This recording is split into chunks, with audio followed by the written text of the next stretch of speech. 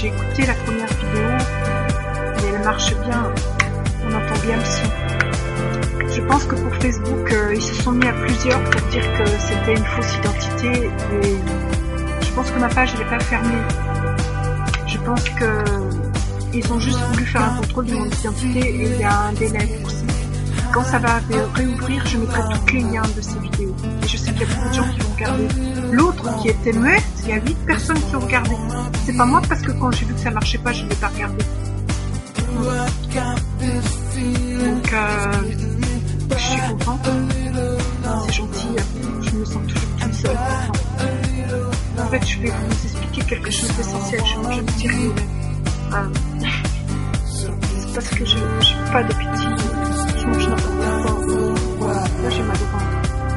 D'abord que vous sachiez une chose, j'ai un cancer du sang à cause de l'excès d'empoisonnement du corps.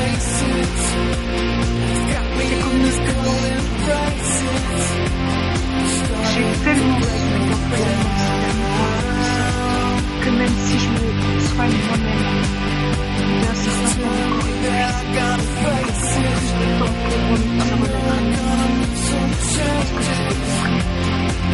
si je sers d'appât et de chèvre, si on me laisse c'est parce qu'ils savent que je n'en mourrai jamais.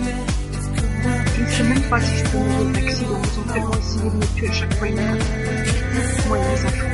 À chaque fois, ils passaient à côté de la voiture. Tout le côté était défoncé, mais pas nous. On n'était même pas égratignés. Je pense que je suis quelqu'un. Certainement, j'ai un message à transmettre. Je suis là pour ça. Ils ont essayé de me tuer tellement de fois, si vous saviez. À l'hôpital, quand j'ai accouché de mes enfants, ils me voulaient de sang. Vidés de sang. J'étais en réanimation.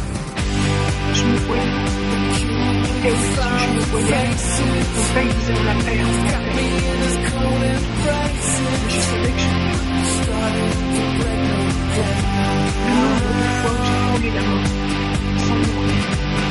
En 2007, je suis décédée parce que avec la continuité, avec l'amour et le chien. J'ai souffert pendant 15 jours. Quand je les appelais, c'était psychologique la douleur que j'ai pas faite.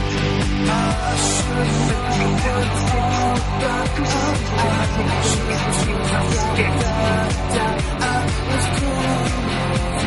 je vous raconte tout ça. D'abord, je suis seule. Parce que je m'aime. Parce que mon ex-mari est très dangereux. C'est ça de ma femme. Il est très dangereux. Il est malade, il est fou. Je suis son obsession. Il me regarde tout le temps, par des liens internet avec les caméras qu'il a fait poser partout dans nos appartements. Toujours. J'ai quasiment très peu vécu avec lui. 3 ans.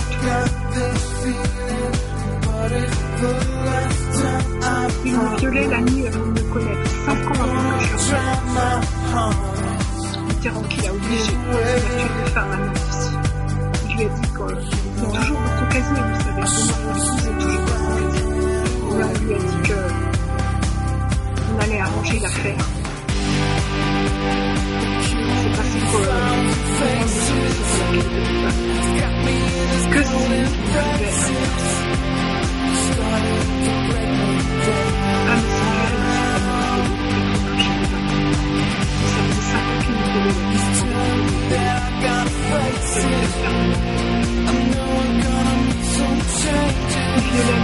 il voyait ma vie et il savait que j'étais pas du tout dans le cas.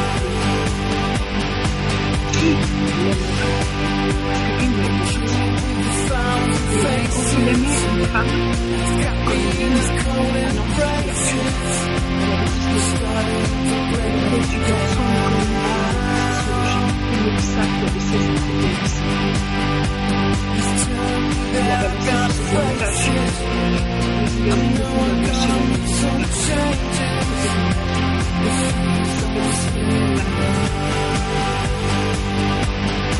Après l'avoir vu, il me dit ça. Il ne voulait pas de sa chambre,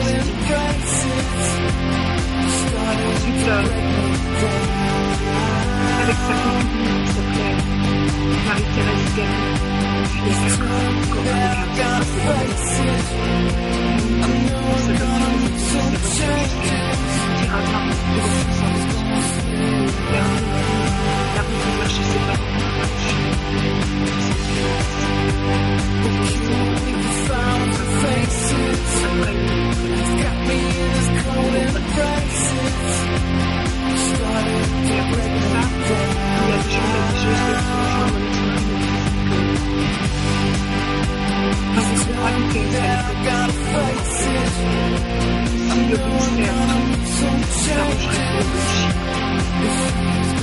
Il nous avait très peur de créer une catastrophe, après il a été blanchi, avec la promesse de la vie normale, mais qu'à tout moment, on sortirait de dossier. Parce qu'il savait pas s'ils allaient fabriquer un monstre.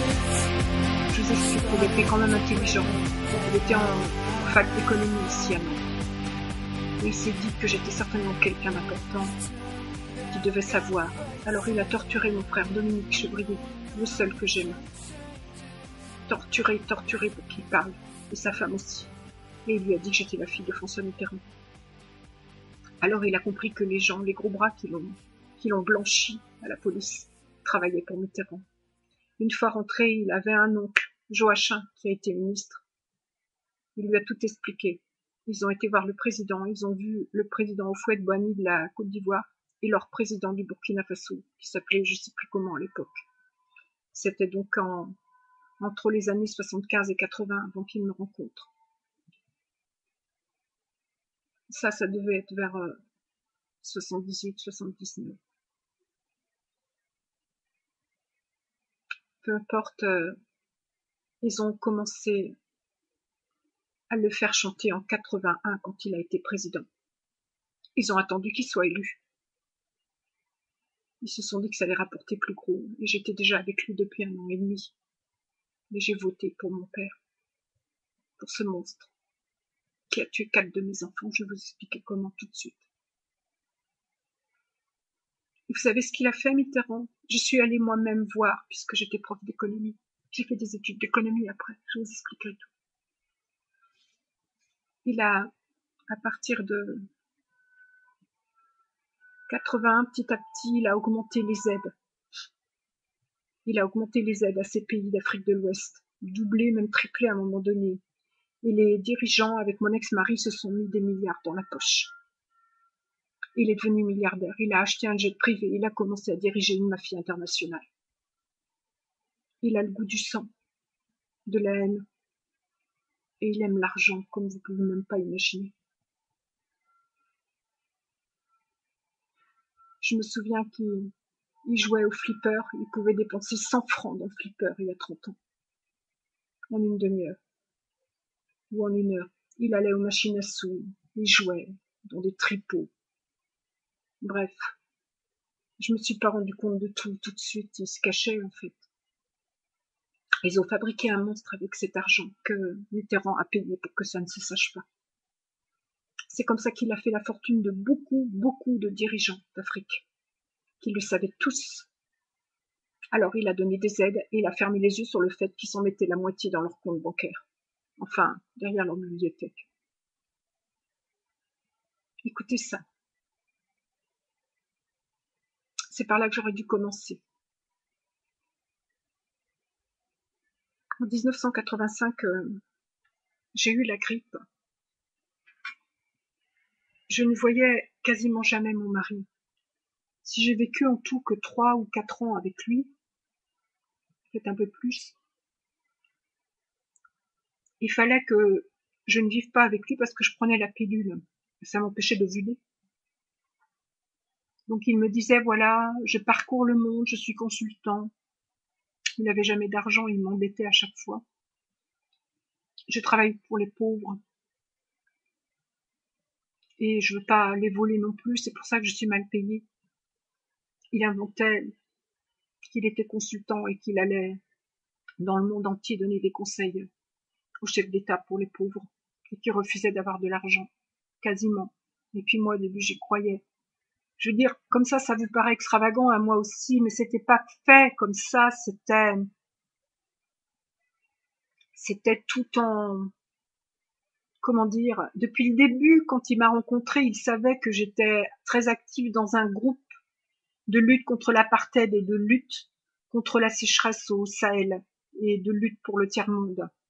Donc il m'a abordé en disant, moi je suis venue ici, j'ai un projet, c'est pas de m'enrichir, c'est de nourrir l'Afrique. Alors moi j'ai adhéré tout de suite, c'était la seule chose qui me plaisait chez lui. Mais qui me cachait en fait qu'il faisait l'inverse. Vous comprenez, je crois. Il n'avait jamais d'argent parce que Mitterrand lui avait dit qu'il fallait que je sois seule et donc quand on est pauvre, on est seul. Vous savez, ici, à part les objets que j'ai dans mon appartement, j'ai rien et j'ai encore beaucoup de dettes que j'ai fait pour payer les études de mes filles et leur appartement. Je ne sors jamais, je ne m'offre jamais quasiment rien, à part tout ce que j'ai ici. J'ai tout acheté en solde à des prix qui défient toute concurrence. Si je vous raconte ça, c'est pour vous dire que là, c'est joli chez moi, je trouve ça beau, mais j'ai vécu dans une misère, vous ne pouvez même pas imaginer, pire que certaines Africaines. C'est pour ça que je donne la juste valeur aux choses. Donc, j'ai vécu avec lui de 80 à 83 et 3 semaines après notre mariage civil, il est parti. En me disant que j'allais le rejoindre en Afrique et je l'ai quasiment rejoint qu'en Guinée en 91. Et entre 83 et 91, je le voyais un mois par an. Il prétextait qu'il était occupé à travers l'Afrique à donner à manger aux pauvres. Et je le croyais. Et quelquefois, il me disait, voilà, il y a une famille, ils vont tous mourir si tu m'aides pas, j'ai pas d'argent. Et je lui envoyais des mandats et je roulais à mobilette. Je vous mens pas. Donc en 85, il est venu soi-disant faire un master de quelque chose, du MBA à Montpellier, mais c'était faux, c'était pour son trafic. Et j'allais le voir tous les 2 mois, j'y allais une semaine, je m'étais arrangée avec mes collègues. J'étais encore étudiante et surveillante. Donc cette année-là, je prenais de temps en temps la pilule parce que j'avais pas fini mes études. Et il y a eu une grippe très virulente en mars 85. Et en prenant le train, j'ai vomi dans le train, j'ai vomi en arrivant. Bref, je lui ai dit que c'était mieux qu'on ait des rapports protégés parce que je voulais pas avoir d'enfant tout de suite. Et il m'a dit qu'il s'en fichait. En fait, ce que j'ai su après, c'est qu'il l'avait stérilisé. Ils l'ont stérilisé de force. Mais je me suis quand même trouvée enceinte de 4 bébés blancs. Je faisais 54 kilos quand je suis tombée enceinte le 15 mars 85. Et quand j'ai accouché, le 25 novembre 85, 8 mois, une semaine après, j'étais passée de 54 à 83 kilos. Mon médecin de Salertaine pourrait confirmer en Vendée. Très gentil. Elle savait ce qui se préparait. En fait, Monsieur Mitterrand avait un cancer du sang. Il l'a caché pour qu'on ne sache pas ce qu'il allait faire avec mon ventre. Ils ont prélevé un de mes ovules qu'ils ont cloné 4 fois. Ils ont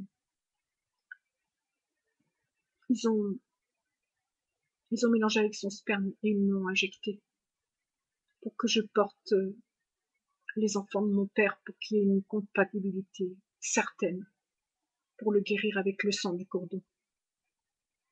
Et c'est grâce à ça qu'il a vécu de 85 à 96. Sinon, il n'aurait pas vécu. C'est mieux qu'une greffe de moelle. Une greffe de cordon, c'est un sang pur. Il n'avait pas de cancer de la prostate. Les cancers de la prostate, si vous faites une recherche, l'hormone qui donne le cancer de la prostate rend chauve. Tous les gens qui ont des cancers de la prostate sont chauves. C'est prouvé récemment. Je l'ai vu sur Public Sénat, quelqu'un qui défendait la thèse qu'il n'avait jamais eu de cancer de la prostate à cause de ça. Et on m'avait déjà dit qu'il avait tué mes enfants. Et ils sont remplacés par mes filles qui sont aussi mes ovules qu'ils ont fait porter par Valérie Gazin à Bancourt. Elle avait 16 ans, ils l'ont payé pour ça. Mais je vous raconte tout dans une prochaine vidéo. Ça a l'air tout mélangé, mais vous verrez qu'à la fin tout est cohérent. Je suis fatiguée, vous comprenez, j'ai besoin de parler aux gens. Je souffre de voir jamais personne. Je parle qu'à mes chats et je vois très rarement.